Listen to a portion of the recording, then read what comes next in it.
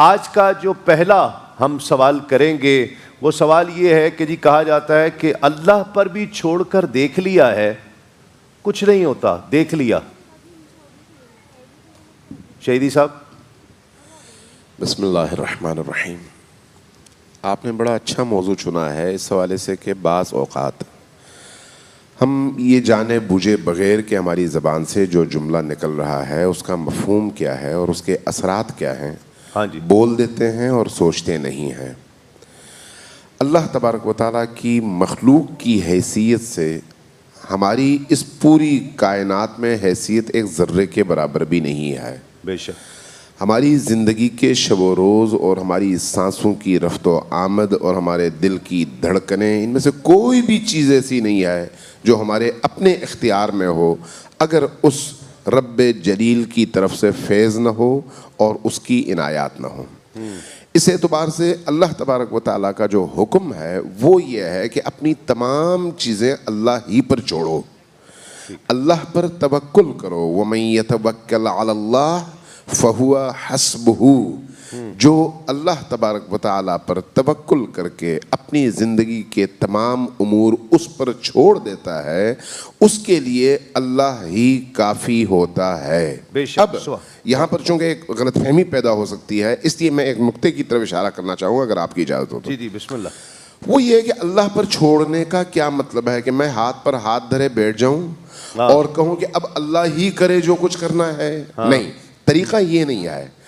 طریقہ یہ ہے کہ آپ اپنی طرف سے اللہ کی دی ہوئی توانائیوں اور طاقت کو پوری طرح سے بروئے کار لائیں اپنے اس مقصد اور ہدف تک پہنچنے کے لیے، لیکن نتیجے کا حال اللہ پر چھوڑ دیں کہ نتیجہ کیا نکلتا ہے۔ دوسرے لفظوں میں کوشش آپ کی طرف سے اور نتیجہ اللہ کی طرف سے۔ لہٰذا ایسا کوئی جملہ کہنا کہ ہم نے اللہ پر بھی چھوڑ کر دیکھ لیا، یہ شرکیہ اور کفریہ جملے ہیں اور انسان نادانی میں یہ جملے زبان سے نکالتا ہے تو سختی سے اجتناب کرنا چاہیے۔ صحیح۔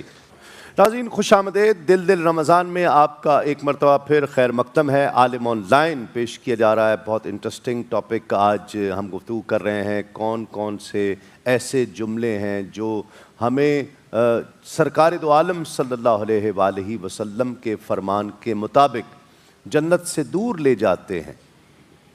بندہ جنت کے قریب ہوتا ہے لیکن وہ جملہ کبھی ایسا بولتا ہے کہ وہ جنت سے دور لے جاتا ہے۔ یہ آقا علیہ الصلوۃ والسلام کا فرمان ہے۔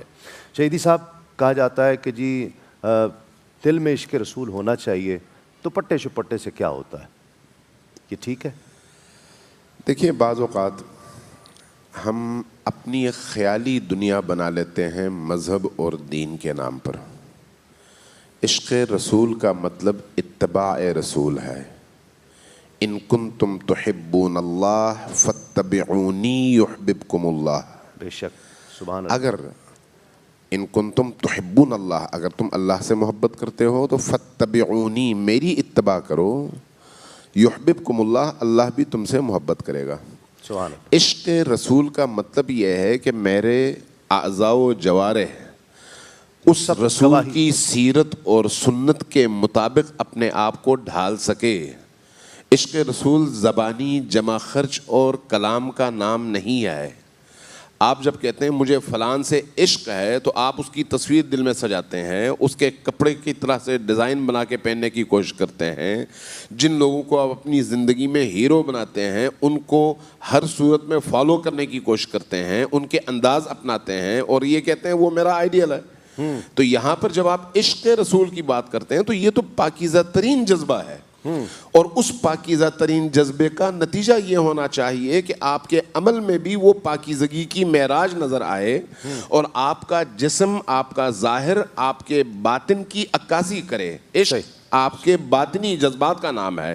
اگر آپ کے اندر واقعی عشق رسول ہے تو پھر اس کا اظہار اعضاء، جوارح اور بدن کے ارکان سے ہونا چاہیے، اور وہ یہ ہے کہ آپ اس طرح سے ٹائم گزاریں، اس طرح سے زندگی گزاریں جس طرح سے رسول کریم صلی اللہ علیہ وآلہ وسلم کی تعلیمات ہیں اور جس طرح سے ان کی پیاری بیٹی نے کر کے دکھایا ہے۔ سبحان اللہ، ماشاء اللہ۔ جی آپ کے ذہن میں کوئی جملہ ہے؟ جی کیا کہتے ہیں؟